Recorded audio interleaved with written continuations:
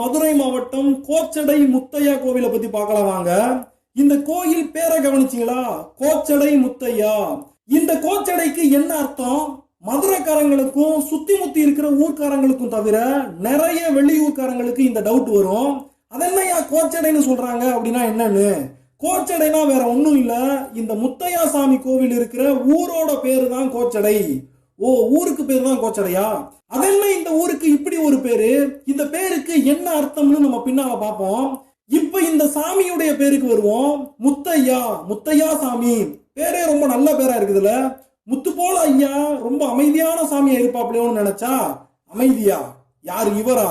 இவர் அமைதியான சாமியா ஆர்ப்பாட்டக்கார சாமியான்னு இவரை கும்பிடுற மக்க மனுஷரை பார்த்தாலே தெரியும்.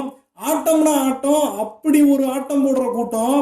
இவங்க பண்ணுற அட்டகாசங்களை அடக்கிறதுக்கு ஆண்டவனால மட்டும்தான் முடியும். அப்படி ஒரு கட்டுக்க